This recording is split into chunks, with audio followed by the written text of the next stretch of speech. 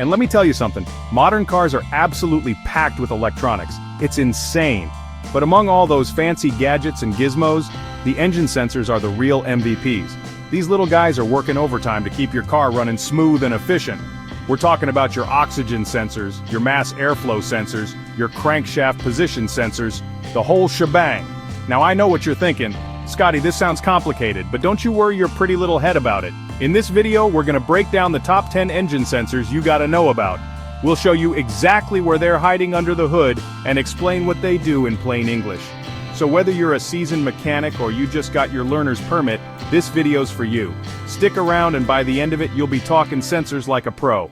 Let's get this show on the road. First up, we got the oxygen sensor, or O2 sensor for you fancy folks. Now this little fella is all about keeping your car's emissions in check. You'll find this bad boy screwed right into your exhaust manifold, like a little sniffer dog for your exhaust fumes. See, the O2 sensor's job is to measure how much oxygen is left in your exhaust after the engine's done doing its thing.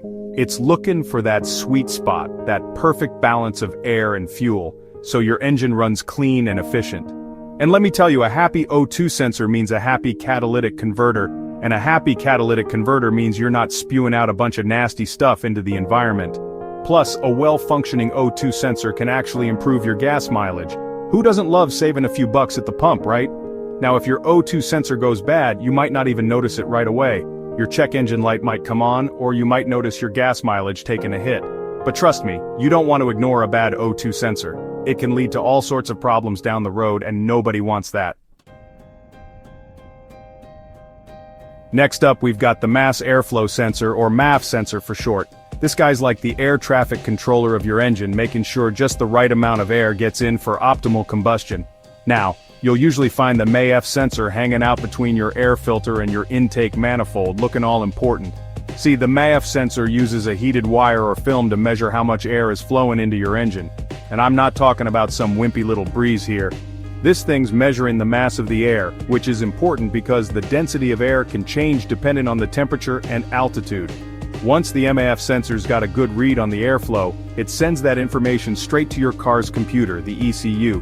Think of the ECU as the brains of the operation. It takes that airflow data and uses it to calculate exactly how much fuel to inject into the engine. Get this, a bad MAF sensor can really mess things up.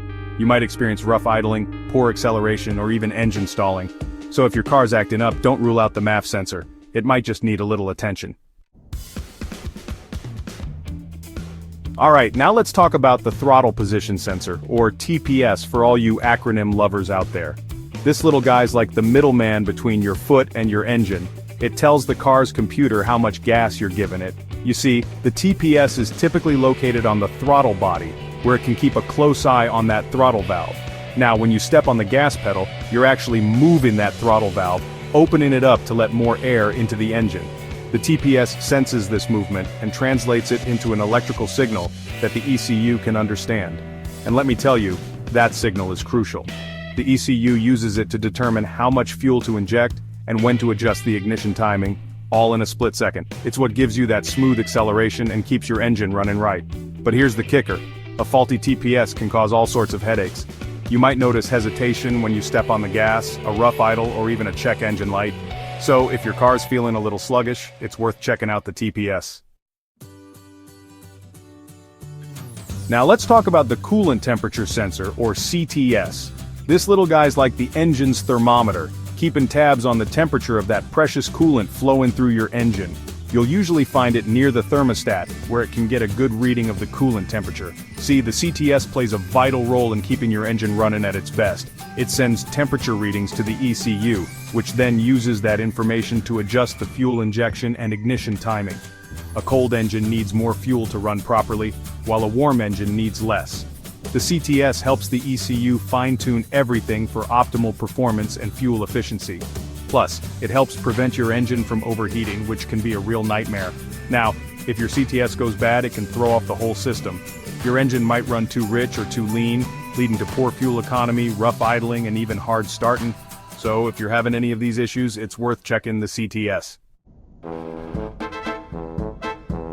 Next up, we've got the crankshaft position sensor, or CKP sensor. This sensor's like the conductor of an orchestra, making sure everything's in sync for a beautiful performance. You see, the CKP sensor is usually located near the crankshaft, where it can monitor the crankshaft's position and rotational speed. Now, the crankshaft is one of the most important parts of your engine. It's responsible for converting the up and down motion of the pistons into rotational force that turns your wheels. And the CKP sensor? Well, it's the one telling the ECU exactly where the crankshaft is at any given moment. This information is crucial for the ECU to determine when to fire the spark plugs and inject fuel. Without it, your engine wouldn't even start. So, if your CKP sensor goes bad, you're gonna have a bad time. We're talking no start conditions, engine misfires, and all sorts of other problems. Now let's talk about the camshaft position sensor, or CMP sensor. If the crankshaft sensor is the conductor, the camshaft sensor is the choreographer, making sure the valves are moving in perfect harmony with the pistons. You see, the CMP sensor is typically located near the camshaft, which is responsible for controlling the opening and closing of your engine's valves. It keeps track of the camshaft's position and speed, sending that vital information to the ECU. The ECU uses this data to synchronize the fuel injection and ignition timing with the valve operation. This ensures that the engine is breathing properly and that combustion is happening at just the right moment.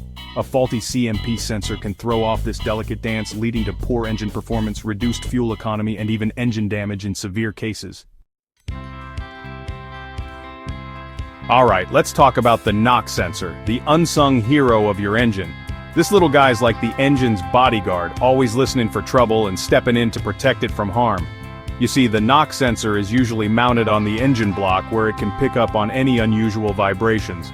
Now, engine knock or detonation is a nasty phenomenon that occurs when the air-fuel mixture in the cylinders explodes unevenly. It can cause a knockin' or pingin' sound and, if left unchecked, can damage your engine over time. That's where the knock sensor comes in. It detects these harmful vibrations and sends a signal to the ECU, which then retards the ignition timing to prevent further knocking. It's like having a guardian angel looking out for your engine. A faulty knock sensor, on the other hand, can lead to decreased engine performance, poor fuel economy, and even engine damage if knocking occurs and goes undetected. Now, let's move on to the Manifold Absolute Pressure Sensor, or MAP sensor. This sensor's like the air density detective, figuring out how much air is actually making it into your engine. You see, the MAP sensor is usually located on the intake manifold, where it can measure the pressure inside the manifold. Now, the air pressure inside the intake manifold varies depending on how much air is flowing in and the current atmospheric pressure. The MAP sensor takes all of this into account and sends a signal to the ECU, telling it exactly how much air is available for combustion. The ECU then uses this information to adjust the fuel injection and ignition timing, ensuring the engine gets the perfect air-fuel mixture for optimal performance. A faulty MAP sensor can really mess things up. You might experience poor acceleration, rough idling, decreased fuel economy, and even black smoke coming out of your tailpipe. So, if you're seeing any of these symptoms, it's worth checking the MAP sensor. Alright, let's talk about the fuel pressure sensor, or FPS. This sensor's like the fuel flow guardian, making sure your engine's getting the right amount of fuel to quench its thirst. You'll usually find the FPS on the fuel rail, where it can keep a close eye on the fuel pressure. Now, maintaining the correct fuel pressure is crucial for proper engine operation. If the fuel pressure is too low, the engine might not get enough fuel, leading to poor performance and even engine damage. On the other hand, if the fuel pressure is too high, it can flood the engine, wasting fuel and potentially damaging components. The FPS measures the fuel pressure and sends a signal to the ECU, which then adjusts the fuel pump operation to maintain the optimal pressure. A faulty FPS can cause all sorts of problems, from poor acceleration and rough idling to engine stalling and hard starting. So, if you're experiencing any of these issues, it's worth checking the FPS. Last but not least, we have the intake air temperature sensor, or IAT sensor. This little guy's like the air conditioner whisperer, telling the ECU how hot or cold the air coming into your engine really is. You see, the IAT sensor is usually located in the intake manifold, where it can get a good reading of the intake air temperature. Now, the temperature of the air entering your engine can affect combustion efficiency. Colder air is denser, meaning it contains more oxygen, which is great for combustion. Warmer air, on the other hand, is less dense and can reduce engine power. The IAT sensor measures the intake air temperature and sends this information to the ECU.